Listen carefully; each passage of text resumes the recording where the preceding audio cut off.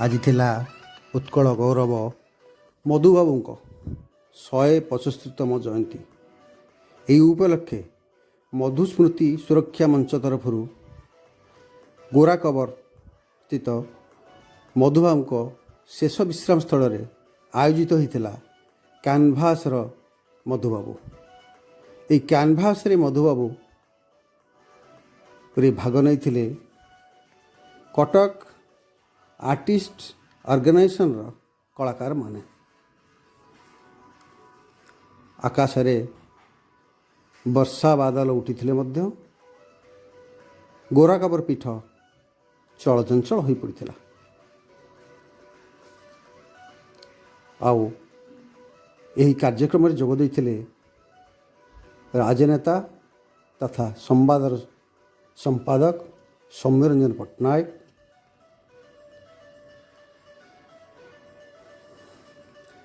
ଚଳଚ୍ଚିତ୍ର ଉନ୍ନୟନ ନିଗମର ଅଧ୍ୟକ୍ଷ କୁନା ତ୍ରିପାଠୀ, ମେୟର ସୁଭାଷ ସିଂ ଓ ଅନ୍ୟମାନେ। କଳାକାରମାନେ ଗୋଟିଏ ପରେ ଗୋଟିଏ ଚିତ୍ରପଟ ଭେଟି ଦେଇ ଚାଲିଥିଲେ। ଆଉ ମଧୁବାବୁଙ୍କର ସେଇ ଛବି କାନଭାସରେ ଜୀବନ୍ତ ହୋଇ ଉଠୁଥିଲା। ଶେଷରେ ସମ୍ବର୍ଦ୍ଧନା ପର୍ବ ପାଳିତ ହୋଇଥିଲା। ଡକ୍ଟର ନଟବର ଶତପଥୀ ଏହି କାର୍ଯ୍ୟକ୍ରମ ପରିଚାଳନା କରିଥିଲେ।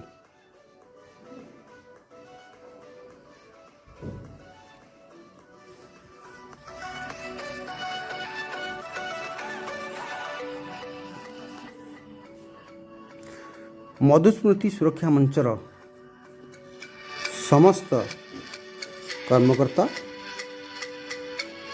କାର୍ଯ୍ୟକ୍ରମର ସଫଳ ରୂପାୟନ ନେଇ ଲାଗି ପଡ଼ିଥିଲେ। ଗୋରାକବରରେ ଏଭଳି ନିଆରା କାର୍ଯ୍ୟକ୍ରମ ଆୟୋଜନ ହେବା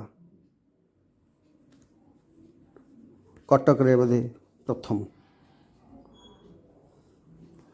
ଆଉ ଏହି କାର୍ଯ୍ୟକ୍ରମକୁ ଦେଖିବା ପାଇଁ ମଧ୍ୟ ଶ୍ରଦ୍ଧାଳୁମାନଙ୍କର ଉତ୍ସାହ ପରିଲକ୍ଷିତ ହୋଇଥିଲା।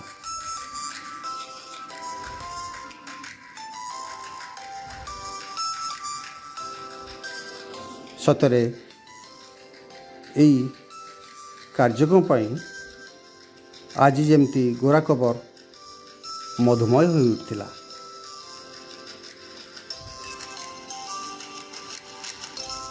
ସତେ ଏମିତି ଲାଗୁଥିଲା କେଉଁଠି ନାହିଁ କେଉଁଠି ମଧୁବାବୁ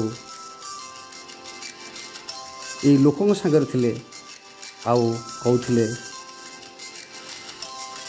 ଯାହା ହଉ ଲୋକମାନେ ସେ ଓଡ଼ିଆକୁ ମନେ ରଖିଛନ୍ତି ଆଉ ଶ୍ରଦ୍ଧାଞ୍ଜଳି ବି ଦେଉଛନ୍ତି।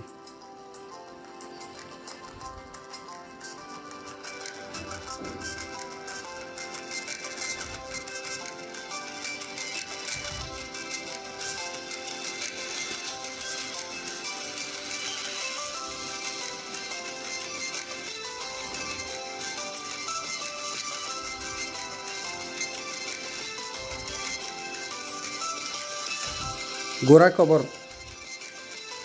ମଧୁବାବୁଙ୍କ ଶେଷ ବିଶ୍ରାମସ୍ଥଳୀରୁ ମୋ ମାଟିର ଆଜିର ଏହି ଉପସ୍ଥାପନା ମଧୁମୟ ଗୋରାକବର। ଏମିତି କାର୍ଯ୍ୟକ୍ରମକୁ ଆପଣମାନଙ୍କୁ ଆମେ ଭେଟି ଦେଇ ଚାଲିଥିବୁ। ସେଥିପାଇଁ ଆପଣ ମୋ ମାଟି ୟୁଟ୍ୟୁବ୍ ଚ୍ୟାନେଲକୁ ଲାଇକ୍, ସେୟାର ଆଉ ସବସ୍କ୍ରାଇବ୍ କରନ୍ତୁ। ଜୟ ମଧୁବାବୁ, ଜୟ ଜଗନ୍ନାଥ, ଜୟ ଓଡ଼ିଶା।